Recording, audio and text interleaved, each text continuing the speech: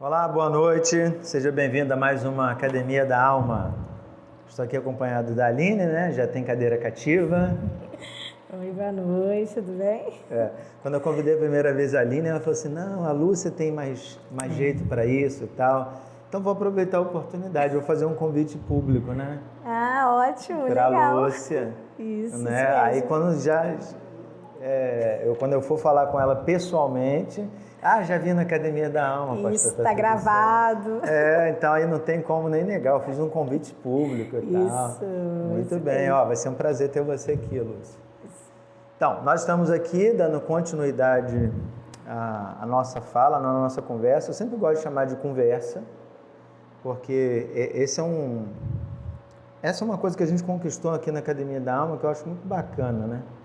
Porque a gente está muito acostumado com essa posição do professor-aluno, né? Alguém ensina e eu aprendo. Mas eu gosto muito dessa posição de você tem algo para compartilhar. Né? Eu lembro, olhando nas passagens do Evangelho, né? Quando Jesus chega para Pedro e pergunta, quem eles estão dizendo que eu sou? Ele, Elias, profeta e tal. Ele pergunta, e você? Assim, eles tinham oportunidade de falar, eles tinham oportunidade de opinar, isso é bem bacana, né? Jesus dava voz para eles. Então, quando a gente está aqui na Academia da Alma, a gente tem essa oportunidade de falar. A gente tem um roteirinho aqui, porque eu também não vou pegar as pessoas desprevenidas, né? Então, eu digo para elas uma série de perguntas, e é um roteiro, não é um script. Qual é a diferença? Então, eu saio desse roteiro várias vezes, eles ficam aflitos, desesperados, assim, meu Deus, o pastor perguntou um negócio, mas não estava aqui. Mas todos eles saem muito bem. Então, é um prazer ter a Aline aqui mais uma vez. Nós estamos falando sobre a disciplina da confissão. E eu já repeti isso várias vezes e vou repetir mais uma vez. Assim como a oração, a disciplina da confissão, porque a gente pratica sempre, é a disciplina mais comum da gente cometer erros. Aquilo que você faz normalmente, você cria aquele modus operandi, né? E você vai direto, você já não presta atenção nos detalhes. E a gente aqui falou sobre detalhes muito importantes, eu até anotei aqui para falar, né? Porque no primeiro, já com a Cíntia, a gente falou sobre Deus é a luz e nele não habita treva alguma. Diz assim, às vezes, e essa foi a nossa conversa aqui, a gente fala do pecado, a gente pede perdão por ele, mas a gente não tem essa ideia, às vezes, de não faço mais. Levantei determinado. Não acontece. Por quê? Porque Deus é luz e nele não habita treva nenhuma, eu estou com Deus e acabou. Aí depois a gente entrou no outro aspecto, né? Foi com Lucas sobre a confissão pública, a gente usou lá o texto de Tiago, se vale a pena, se é para abrir a boca para todo mundo, se é isso mesmo que o Tiago está dizendo, né? Uma conversa bem bacana. Depois foi com o Diego, e aí a gente trocou de cadeira, né? Em vez do confessor, a gente ouviu o papel de quem ouve. Ou seja, algo que foi cometido contra mim, e aqui agora eu tenho a questão de perdoar. E nós trabalhamos isso porque muitas vezes as pessoas dizem assim, eu não tenho que perdoar nada, quem perdoa é Deus. Né? O que a gente faz com a confissão do outro? Essa é a questão. E hoje nós vamos falar de um aspecto, toda vez que fala de cura de alma, assim, é a Aline, né? Todas as reflexões. Oh, meu Deus. Todas as outras, você já reparou isso? Há uma repetição. Não foi proposital. Eu não reparei. Quando eu fui pensar nisso, aí eu falei assim, caramba, que coisa. Lembra que nós falamos da disciplina do estudo lá, João 8? Acho que a minha memória está boa. E aí nós falamos, conhecereis a verdade vos libertará. Então nós falamos da liberdade a partir do estudo e tal. Aí, provoca a liberdade. Então nós vamos falar sobre a confissão e uma relação que existe com uma cura mais emocional. Sim. E o texto para isso, né, para essa reflexão, é Provérbios 28, verso 13. Provérbios 28, verso 13. Antes da leitura eu vou fazer oração, e aí você acompanha aí na sua Bíblia. Deus bendito, nós estamos aqui para ler a Tua Palavra, meditar nela, e nós pedimos graça e misericórdia de Tua parte, para que a gente possa ouvir a voz do Senhor, né? que o Senhor nos dê ouvidos atentos e um coração muito sensível a fazer aquilo que o Senhor nos manda fazer. Obrigado por tua palavra, obrigado pela vida da Aline, obrigado pela vida de cada pessoa que participa aqui da Academia da Alma. Não só no dia de hoje, né, mas nos dias que se seguirão. Que esta palavra continue frutificando, em nome de Jesus. Amém. Amém. Então diz assim: o que encobre as suas transgressões jamais prosperará, mas o que as confessa e deixa alcançará misericórdia. O que encobre suas transgressões jamais prosperará, mas o que as confessa e deixa alcançará misericórdia. Então há uma relação aí da prosperidade, né, de vida com a confissão. A gente vai chegar lá, mas vamos por partes. Sim. Muito bem. Então a primeira questão que eu queria falar é sobre esse tema prosperidade, né? Então a gente precisa fazer uma distinção muito importante, né? O que o mundo chama de prosperidade nem está passando na minha cabeça agora. Sim. Então, quando eu falo de prosperidade, eu estou aqui abordando uma visão cristã, uma visão Sim. bíblica sobre prosperidade. Porque o conceito do mundo está aí, né? A gente já vê tanto, eu não vou ficar aqui repetindo o que a gente já vê no dia a dia, né? Então não tem preço para prosperidade, né? Vale roubar, matar, destruir, isso é coisa do maligno. Bem, mas é estranho até ouvir a palavra prosperidade numa igreja presbiteriana, numa igreja reformada. Mas prosperidade é um tema que faz parte da vida cristã, a gente pode pensar assim: o que você acha, qual a sua opinião? E o que seria então ser esse próspero numa visão bíblica, né? E se a gente olhar para a palavra de Deus, né, torna-se claro que essa prosperidade não é aquilo que a gente acha no mundo, né, aquilo que eu vou ter, mas aquilo que Deus, como dom, vai me dar, né, e como a gente vai olhar para essa minha vida, né, em relação àquilo que Deus me dá tudo, né, e eu ver que eu sou próspero, né? Então, não ficar vinculada às coisas humanas, mas sim às coisas espirituais, aquilo que Deus realmente coloca para mim, para que eu faça da melhor maneira, que eu consiga evoluir naquilo que Deus me deu para que eu faça. E aí sim eu entendo essa prosperidade de algo mais espiritual, mais profunda do que apenas em ter, né? É como a gente administrar aquilo que Deus está nos dando. Então, isso que eu ia falar, quando você usa a expressão Deus nos deu, né, Deus está nos dando, precisa então estar claro para nós que na prosperidade bíblica, diferente do mundo, eu não tenho nada. Sim. Eu só sou um administrador, e a questão é que tipo de administrador eu sou, né? Isso.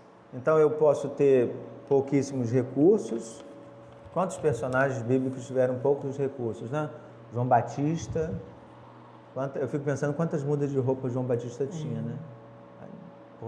Uma, duas, se é que tinha, né?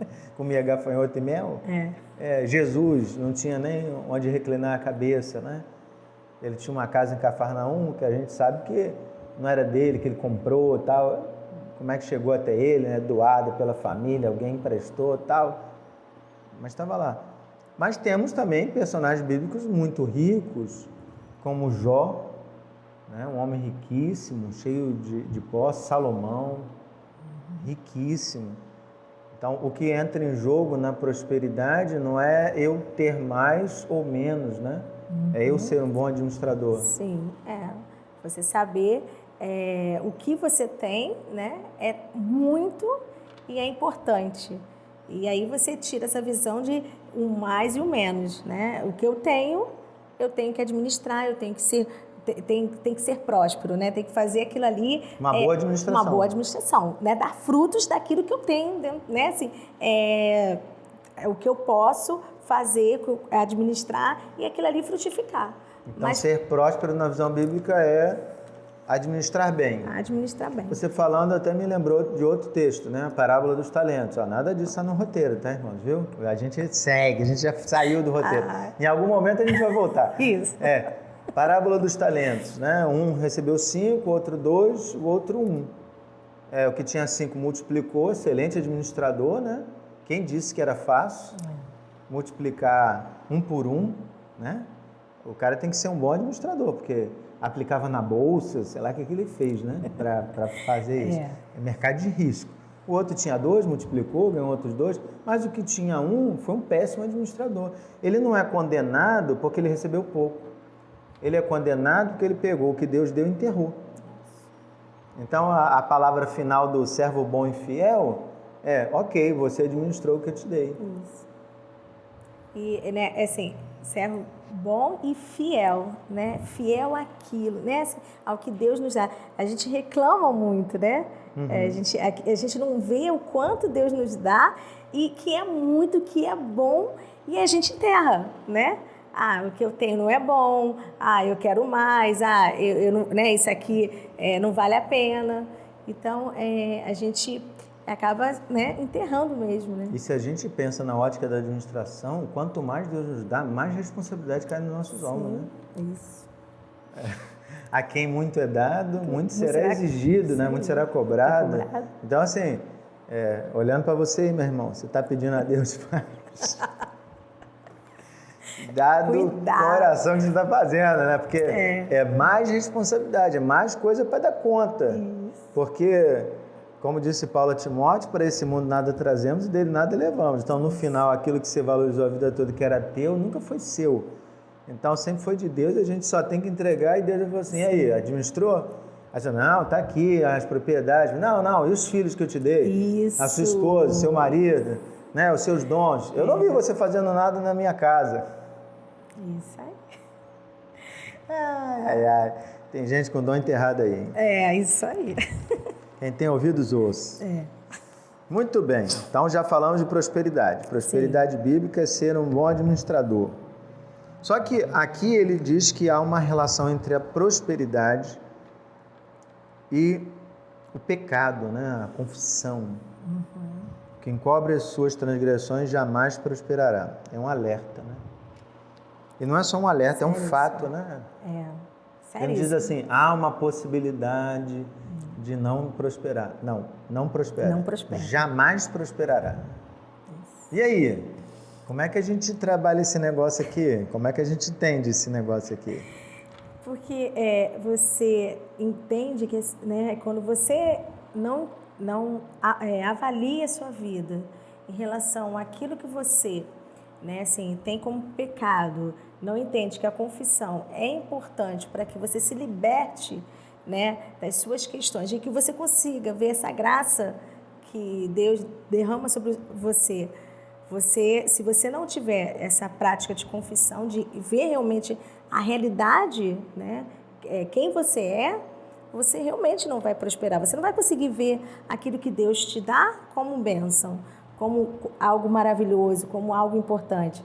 Você vai sempre ter aquele olhar de pecado, porque o pecado faz gemer nossa alma, né? O pecado, ele realmente, assim, ele tira nossas forças, mas a gente acaba escondendo, né? Assim, achando que é mais fácil, mas se a gente entender que eu preciso realmente confessar os meus pecados, ver quem eu sou verdadeiramente, para que eu consiga me aproximar dessa graça, dessa visão maravilhosa que é a graça de Deus. Então, eu acho que confessar é algo que a palavra diz, é necessário para que eu consiga essa prosperidade. Eu fico pensando, você ficou falando aqui, eu viajo, né? Esse é bom, não fica com medo não, vai dar tudo certo. Eu fico pensando assim, você já deixou de falar com o Lico algum período assim? Ficou chateado com ele, não falou? Uma hora, um dia? Como noiva, assim... Depois de eu não vou confessar meu pecado aqui não, por isso que eu estou perguntando o seu. Não, o Lico não deixa. A questão é que eu até tento, mas o Lico não deixa. Mas por que eu estou falando isso? Porque assim, quando você foi falando, fiquei pensando num relacionamento com Deus, né? A gente tem um relacionamento com Deus, pai e filho. A gente vive na mesma casa. E aí, assim, eu trabalho para ele, mas tenho coisas escondidas dele, né? Não falo com ele determinadas coisas. Eu acho que esse tipo de relacionamento, ele pode frutificar de alguma forma, né? Isso cria uma ilusão da minha parte de que isso pode frutificar. E aí, quando você falou, me deu esse estalo assim, caramba, quando Deus então está dizendo que o que encobre jamais prosperará, é que se a gente pensa prosperidade dessa premissa do relacionamento com Deus, eu sou um administrador das coisas de Deus, o ponto número 1 de ser um administrador de Deus é ter um relacionamento de confiança. Sim. Concorda comigo ou viajei muito? Não, com certeza. Até se a gente pensar no administrador mesmo, né, profissão, né, eu preciso, quem colocar algo na mão desse profissional tem que confiar, porque senão ele não coloca os bens dele, não é isso? E Deus faz isso naturalmente, mas nós é que erramos nessa relação com Deus, né? A gente não consegue ver que a gente precisa ser realmente sinceros, né? Deus olha pra gente e conhece tudo, ele nos formou, mas Ele quer esse relacionamento. E nós aqui que ficamos nessa coisa de tentar esconder, achar que estamos criando um segredo. Segredinhos, mas Deus conhece. Ele só quer que a gente reconheça, né, a nossa dependência e os nossos pecados, para que a gente tente realmente a mudança, né? A virar a chave daquilo que faz mal. E é engraçado, porque assim, tem uma tendência nossa que poxa, a gente faz uma coisa errada, ninguém quer contar para ninguém, né? Acabei de brincar aqui, vou falar do seu pecado, não do meu. É porque eu já falo muito dos meus, isso, assim. Eu... Dá uma amenizada hoje, né?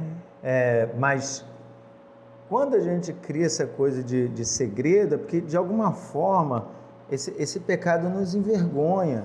Sim. E aí vem, não Deus, mas parece que é o maligno mesmo, no nosso ouvido, contando uma mentira. Conta isso não, cara, deixa isso pra lá, isso aí não faz mal nenhum, passa por cima disso. Vai ser até pior se falar. Vai ser pior se falar. Né, totalmente, ninguém a palavra viu. de Deus fala, confessa. E aí o mundo vem, não, né, tipo assim, encobre, não, a gente, não, vou esconder, ninguém vai descobrir, ou se descobrir, eu tenho como resolver, né, mais tarde. Textozinho bíblico para embasar isso que a gente estava falando, lá em Atos 5, né, Ananias e Safira. Venderam um terreno e aí chegaram a um acordo, esconderam, né? Pra quê? Esconderam, né? Não, para parecer bem, porque o texto final encerra dizendo que Barnabé era um homem reconhecido pela comunidade por doar seus bens, né? Tem até uma musiquinha para Barnabé, né? É o único louvor que não é para Jesus, né? É para Barnabé. Mas eu não tenho crise não, eu acho legal. Mas eles chegam e escondem, e eu lembro que Pedro, né, quando chega para Safira, né, ele faz essa questão espiritual. Deixa eu até olhar lá, para ver se eu não estou com tanta loucura assim, né? É porque eu estou falando de qual, irmãos? Isso aqui também não faz parte não faz. do nosso roteiro.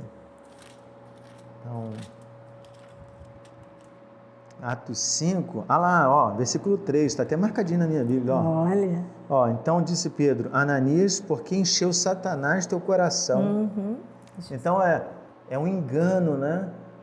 Para que a gente minta, para que a gente esconda, para que a gente não diga a verdade.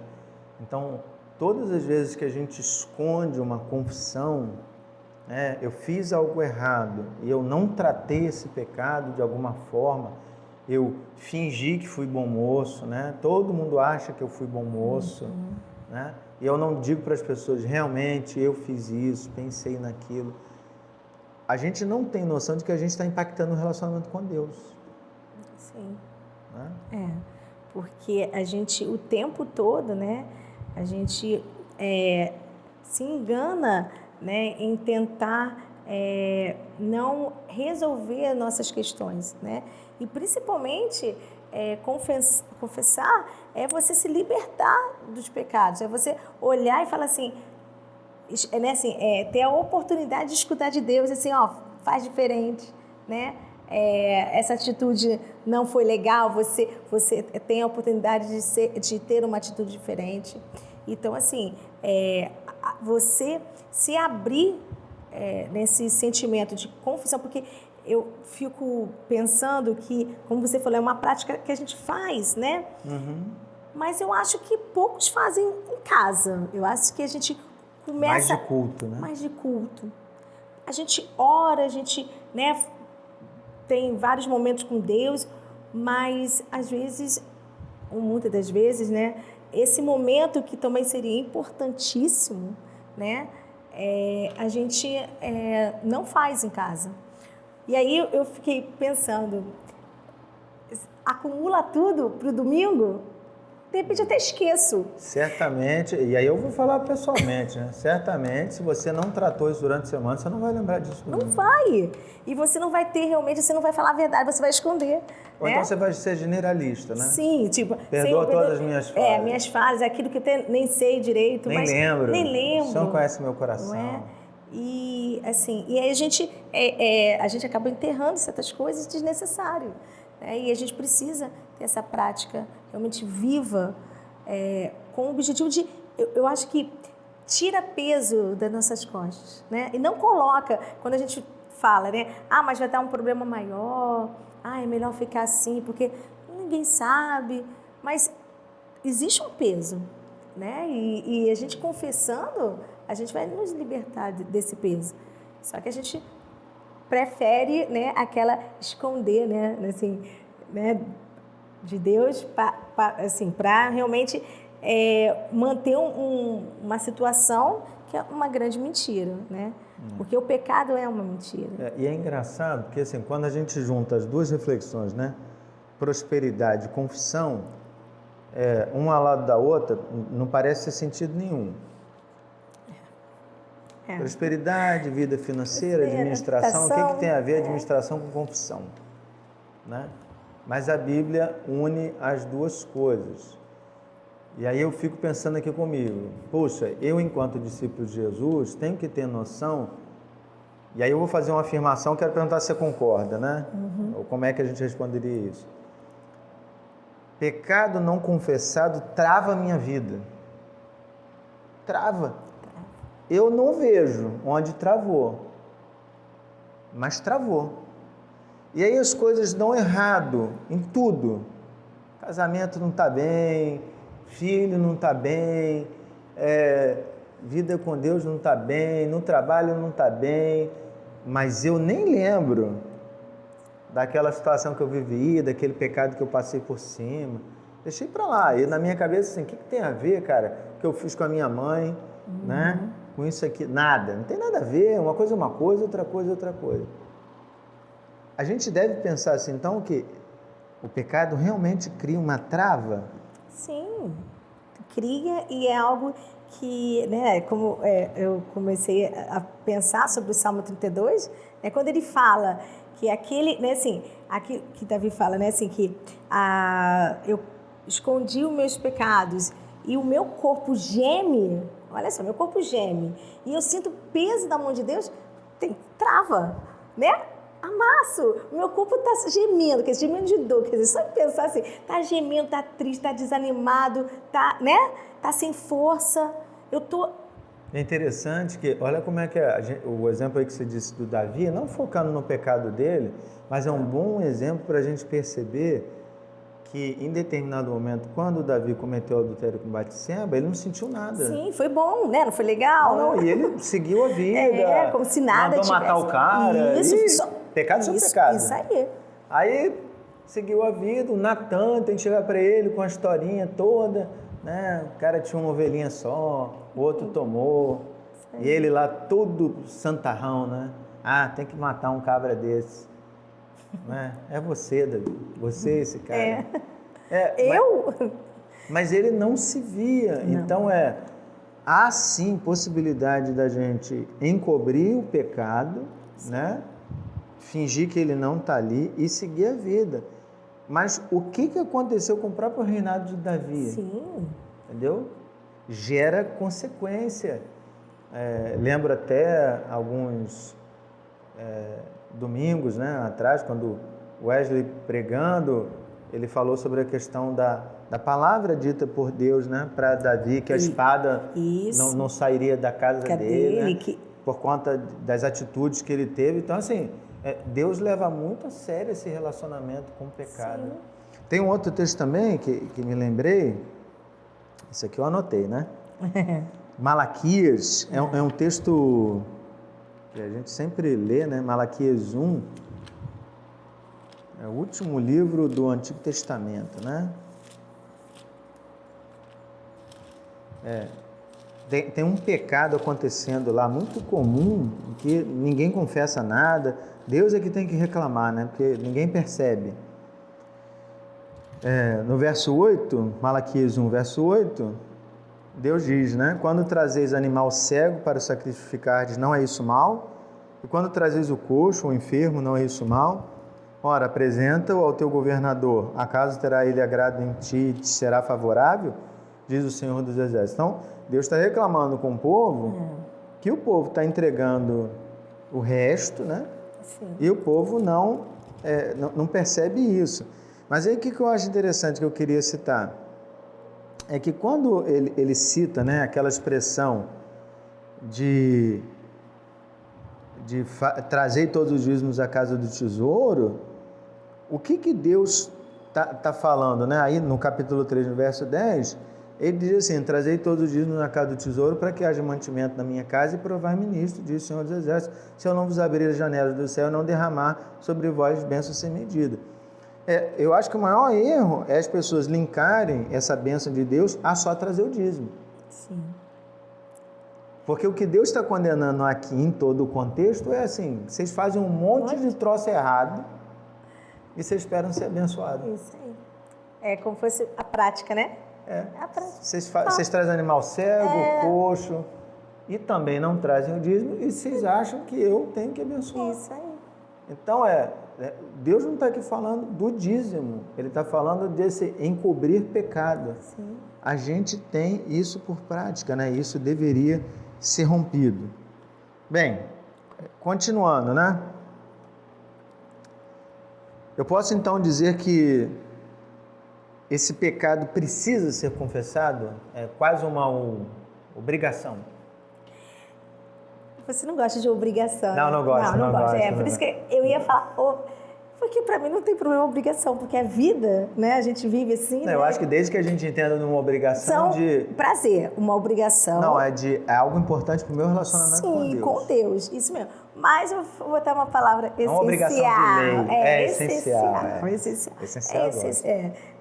Porque assim, a gente precisa praticar, porque a gente precisa conhecer. Eu acho que esse relacionamento, Deus nos conhece, mas a gente não verdadeiramente, a gente não consegue olhar para a gente e falar: eu sei quem sou, né, Aline, perfeitamente, aonde eu posso chegar, o que eu posso fazer de bem ou de mal. Então, eu acho que esse confessar é realmente eu colocar para fora aquilo que verbalizar aquilo que está dentro de mim e que é importante para que eu mude, né? Então, eu falando, eu olhando para as questões, e eu vou conseguir realmente ver os meus erros, e aí sim eu vou conseguir entender esse perdão, né? Entender esse perdão de Deus. Mas é essencial para esse bom relacionamento com Deus. Você estava, na questão anterior, até você estava falando será que a gente faz isso no dia a dia ou a gente junta? Eu escrevo minhas meditações todo dia, né? De domingo a domingo. Como eu não envio sábado e eu escrevo também no sábado, então, de tantos anos, o que acontece é que eu estou 3 meses à frente, né? Uhum. Então, eu só fazia a conta de hoje, 3 meses à frente é onde eu estou. E caminhando para o 4º mês, assim, um dia eu vou estar 5, né? Porque eu continuo escrevendo. E tem uma coisa, eu estou nas minhas meditações em Jó, né? Por isso que eu falei de Jó, logo no início. Tem uma coisa que eu li Jó e observei agora, e eu não estou aqui para levantar uma questão teológica, nova, mas de pensar. Só no início do livro de Jó é que está escrito que em tudo isso Jó não pecou. Dali para frente, essa expressão não aparece mais. Uhum. Porque, de fato, nas palavras de Jó, existem coisas que são equivocadas. Sim. Completamente equivocadas. Sim. Aí é onde eu quero chegar. Jó tem uma relação de eu fiz e esperava diferente. Isso no capítulo 31, então, isso fica claríssimo. Poxa, eu não dei o dinheiro para o órfão, qual foi o pobre que eu não alimentei? Né? Qual foi a prostituta que eu não acolhi? Então, ele tem uma relação de expectativa de eu faço e recebo. E recebo, né? Tem uma expectativa de mérito ali, bem claro. Ele pode até achar que não tem, mas ele tem. Só que o que acontece? É fácil falar do Jó.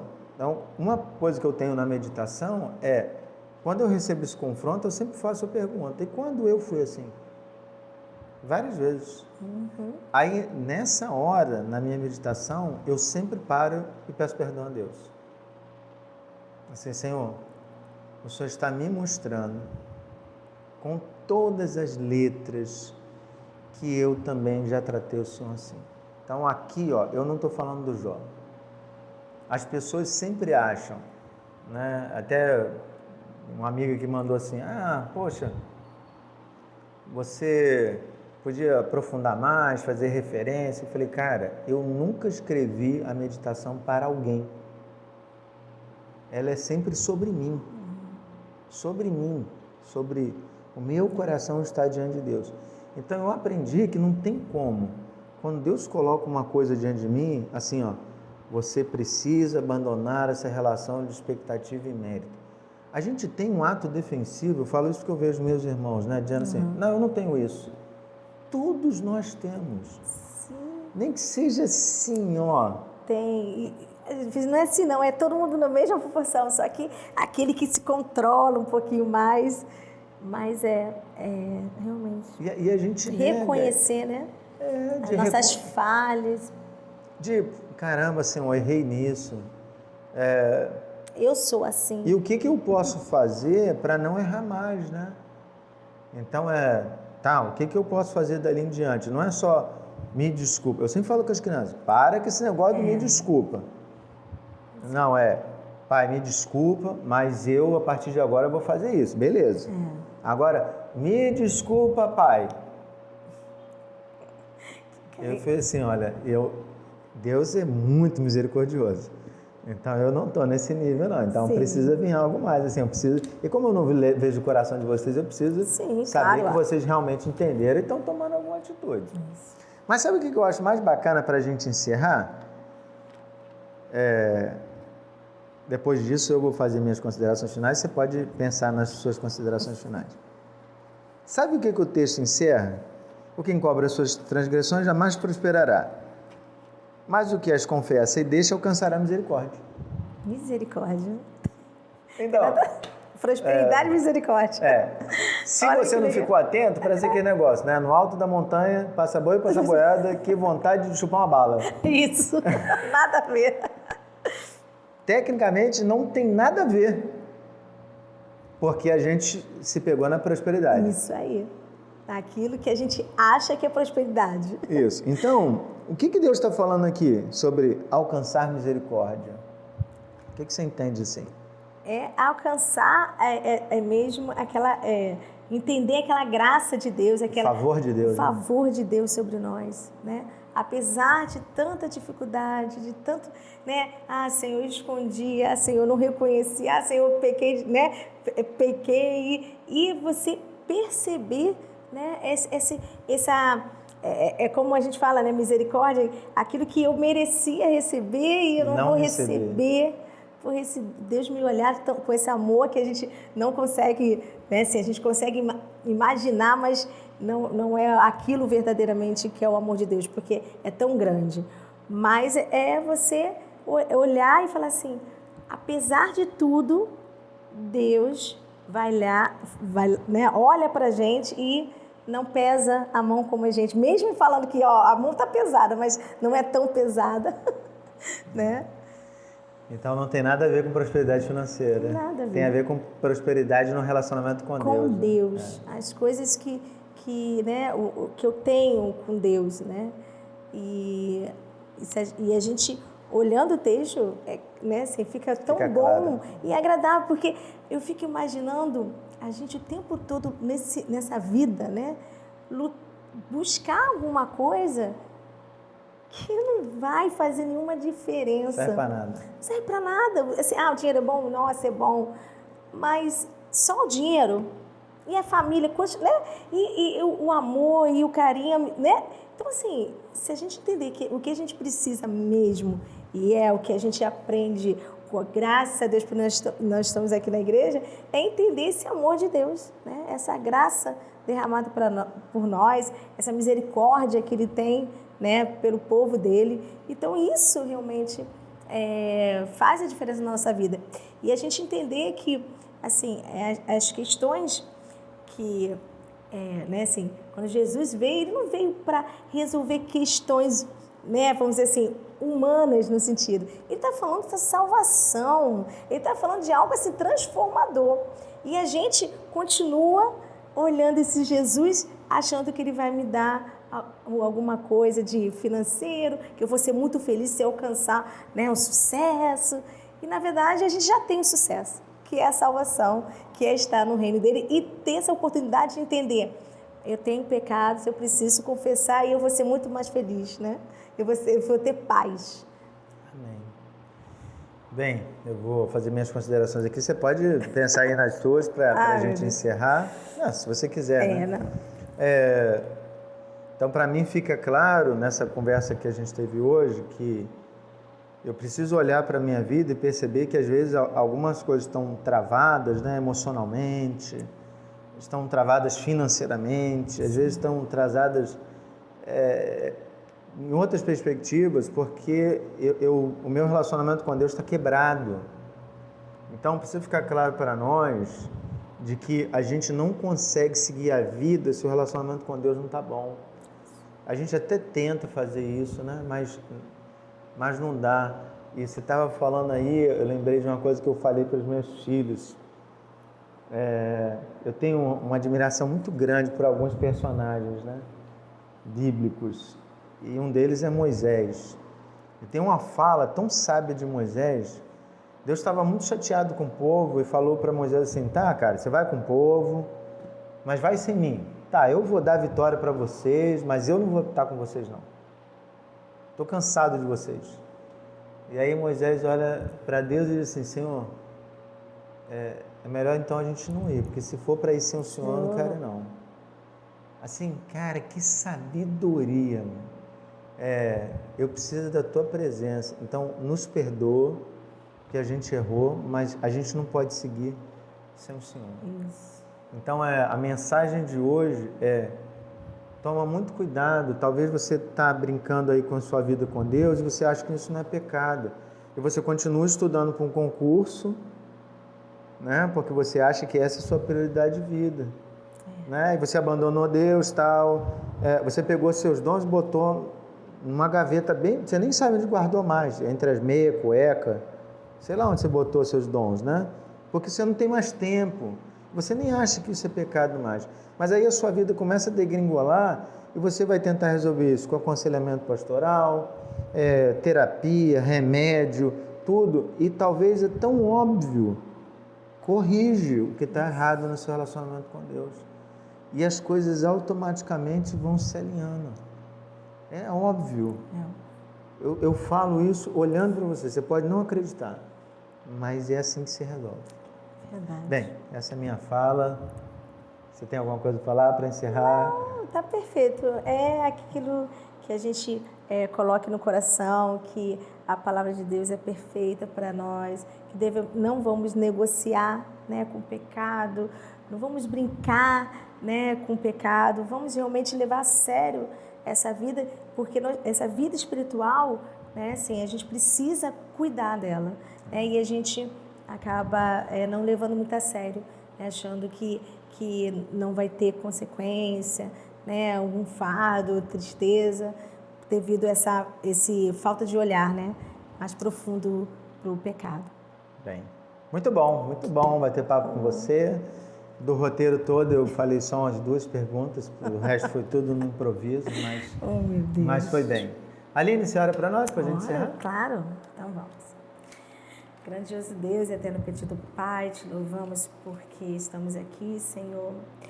Te agradecemos pela Tua presença, Senhor, em nossas vidas, pela oportunidade, Senhor, de abrir os nossos corações e reconhecer que somos pecadores, precisamos de Ti, Senhor, do Teu Espírito Santo, Senhor, abrindo nossos olhos para que a gente possa mudar, Senhor, atitudes, Amém, falhas, Senhor, palavras, Senhor, tantas coisas que fazemos, meu Pai, que não é do Seu agrado. Mas hoje, Senhor, e para sempre, que possamos ter em nossas vidas a certeza que a confissão de pecados é um ato essencial, Senhor, para que a gente possa estar mais perto de Ti. Senhor, obrigado por estar conosco, por ser misericordioso e por ser esse Pai tão amoroso. Agradeço por tudo, Senhor, que nós temos, em nome do Senhor Jesus. Amém. Amém. Bem, até a próxima Academia da Alma. Tchau. Deus te abençoe.